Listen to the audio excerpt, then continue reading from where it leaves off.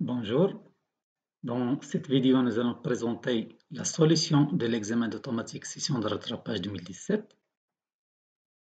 Cet examen comporte 3 exercices et on va commencer avec le premier exercice.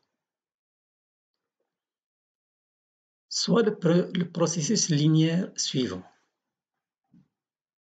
Donc schéma fonctionnel décrit ici avec Y, c'est la sortie U, c'est l'entrée F, et la fonction transfert avec F est donnée par cette fraction S carré plus S plus 4 sur S plus 1 facteur S carré plus 2S plus 5. On considère que l'entrée U de T est un échelon unitaire. Première question, calculer Y de 0 et Y de l'infini. Deuxième question, déterminer l'expression de Y de T. Troisième question, déduire la réponse impulsionnaire Y, indice IMP de T. Donc, nous allons voir la solution. À partir du schéma fonctionnel Y et la sortie U et l'entrée F et la fonction transfert, on peut écrire la relation Y de S égale à F U de S. Par hypothèse, U est un échelon unitaire, donc U de S est égal à 1 sur S. F, qui est la fonction transfert, est donnée par S carré plus S plus 4 sur S plus 1 facteur S carré plus 2S plus 5. À partir de ces trois équations, on peut déduire l'expression de Y de S.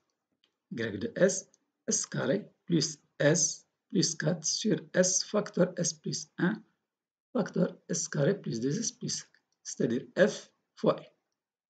On multiplie la fonction transfert, on multiplie par 1 sur S.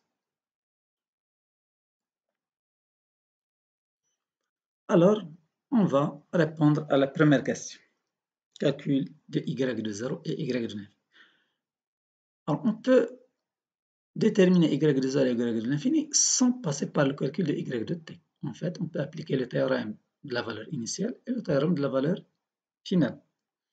Pour appliquer ce théorème, on doit vérifier que le numérateur a un degré inférieur à celui du dénominateur, ce qui est vrai. En plus, Y de S possède les pôles 0, moins 1. Ce point second possède des pôles complexes à partir négatif. Donc, les deux théorèmes de la valeur initiale et de la valeur finale sont applicables.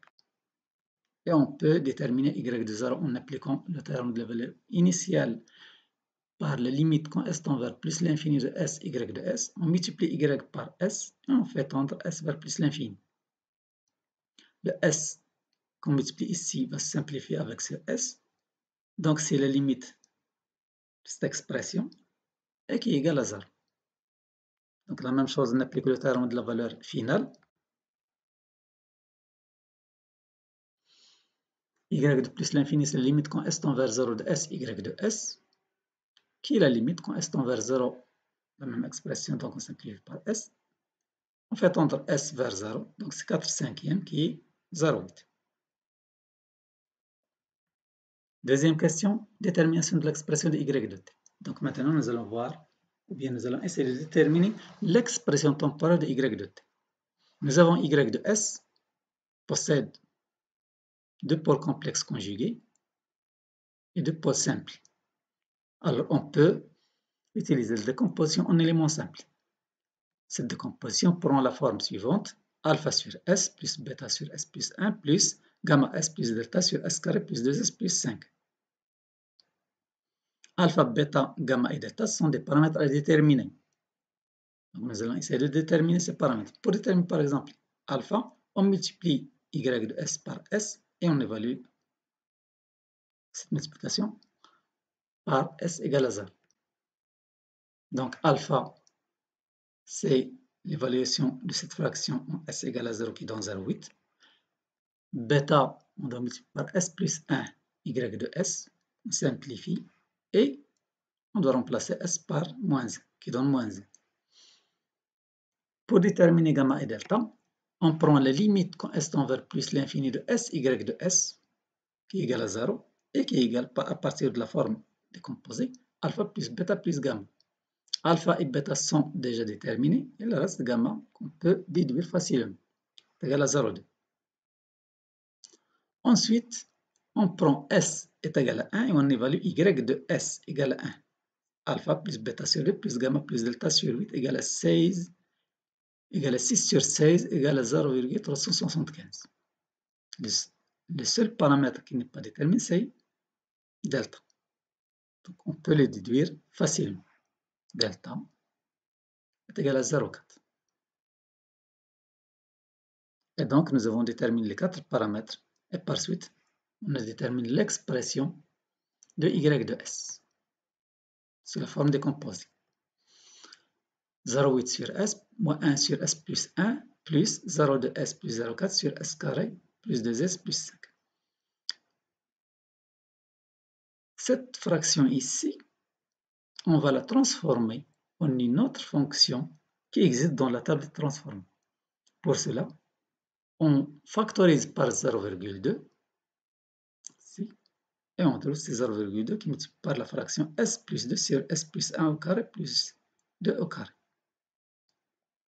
Cette fraction-là, elle est disponible sur la table de transformée. Donc, pour trouver y de t, on peut utiliser simplement la table de transformée et déduire directement y de t. En fait, cette fraction-là, elle est de la forme de S plus B sur S plus A au carré plus oméga carré. Dans la table de transformée, on trouve son originale fonction du temps, donnée par la racine carrée de B moins A au carré plus oméga carré sur oméga carré exponentiellement à t sin oméga t plus phi avec phi égale arc tangente oméga sur b moins 1. Par identification, on peut voir que b est égal à 2, a est égal à 1, oméga égale à 2. Et donc en appliquant cette relation ici, on peut déduire y de t facilement. Y de t, première fraction 0,8 sur S, ça lui correspond à 0,8, parce qu'ici nous avons un échelon, moins exponentiellement t, et pour la troisième partie, nous avons 0,2, racine carrée de 1 plus 4 sur 4 exponentiellement t sinus de t plus phi, avec phi égale arc tangente 2, qui est 1,1074. On peut remarquer bien sûr ici que nous avons oméga égale à 2, b égale à 2, a est égal à 1. 2 moins 1 c'est 1, donc il reste 2. L'application numérique finale donne y de t égale à 0,8 moins exponentiellement t plus 0,2236 exponentiellement t sinus de t plus 1,1074 pour t positif.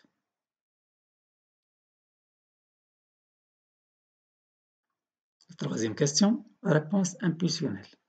Donc nous avons déterminé dans la deuxième question la réponse indicielle. Ici, on demande la réponse impulsionnelle.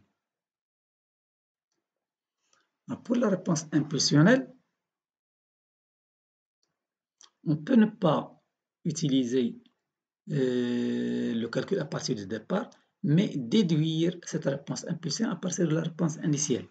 En fait, on peut écrire que la réponse impulsionnelle y indice IMP de S égale F de S. La réponse impulsionnelle, c'est la réponse du système lorsque l'entrée est une impulsion, c'est-à-dire U de S est égal à 1. Y de S, c'est la réponse indicielle, donc F de S sur S puisque U de S est égal à 1 sur S, c'est un échelon. Et donc on peut déduire de ces deux relations-là que la réponse impulsionnelle est égale à S fois la réponse indicielle. En passant au domaine temporel, on aura Y, la réponse impulsionnelle, c'est la dérivée par rapport au temps de la réponse indicielle. La réponse indicielle est déjà déterminée, donc il suffit de la dériver par rapport au temps. Et on trouve finalement la réponse impulsionnelle. C'est la dérivée de y de t par rapport à t. Donc il suffit de dériver par rapport au temps, on trouve l'expression finale de la réponse impulsionnelle.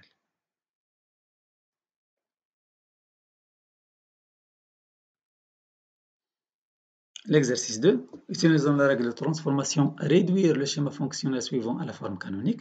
Donc nous avons un schéma fonctionnel qu'on désire réduire à la forme canonique. Donc la solution, pour trouver la forme canonique, on doit appliquer la règle de transformation. Et donc, on va commencer par première règle, déplacement d'un élément en amont d'un nœud. Ici un élément, ici un nœud. Donc on va déplacer un élément en amont d'un nœud.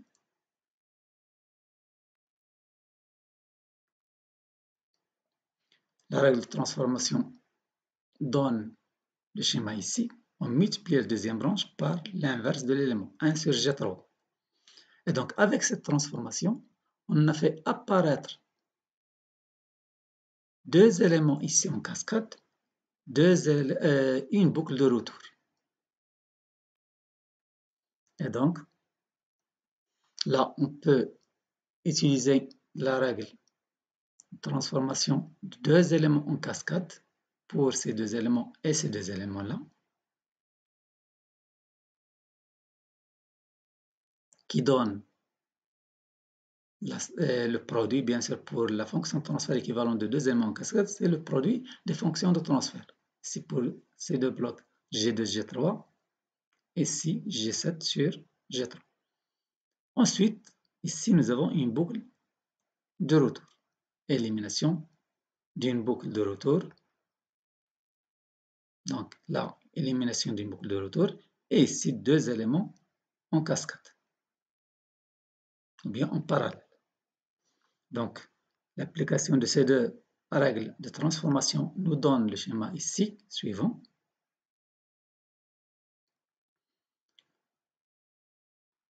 On applique ici la permutation de deux comparateurs. Pour bien comprendre la permutation de deux comparateurs, j'ai déjà publié une vidéo traitant les différentes situations possibles et les plus trouvées. Et dans cette vidéo, il est bien expliqué. Dans cette vidéo, il est bien expliqué comment traiter cette propriété ici de permutation de deux comparateurs. Je donne ici le lien pour les gens qui s'intéressent.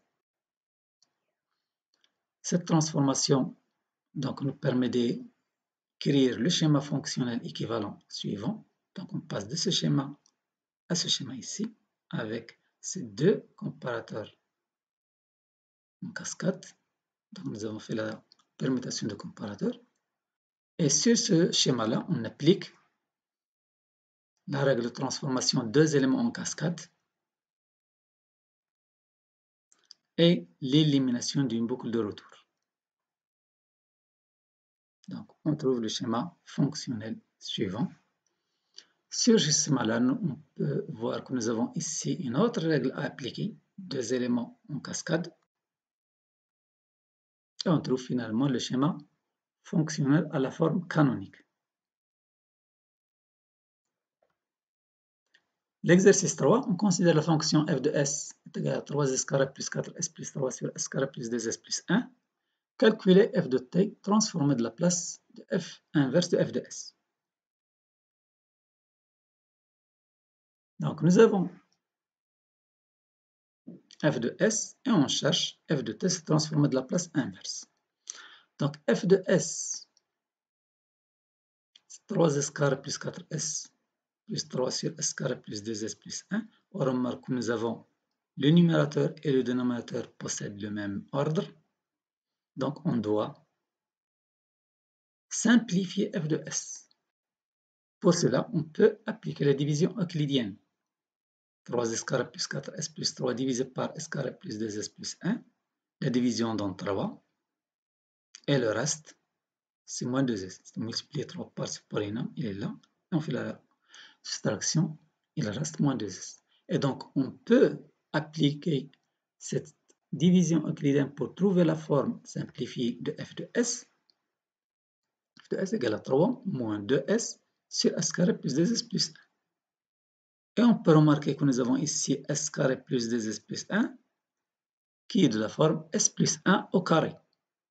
Et donc, f de s s'écrit 3 moins 2s sur s plus 1 au carré. Et nous avons ici un pôle double. S est égal à moins 1. Donc, on peut appliquer la décomposition en éléments simples, qui peut s'écrire sous la forme 3 moins alpha sur s plus 1 plus bêta sur s plus 1 au carré. C'est la décomposition par rapport au pôle double. On détermine alpha et bêta. Donc, on trouve que alpha est égal à 2, bêta égale à moins 2. Et donc, on peut chercher f de t par la transformée de la place inverse. F de t égale à 3 delta de t, ici 3. Transformée de la place inverse, c'est 3 delta. Delta, c'est l'impulsion de Dirac. Moins 2 sur s plus 1, c'est le correspond moins 2 exponentielle moins t.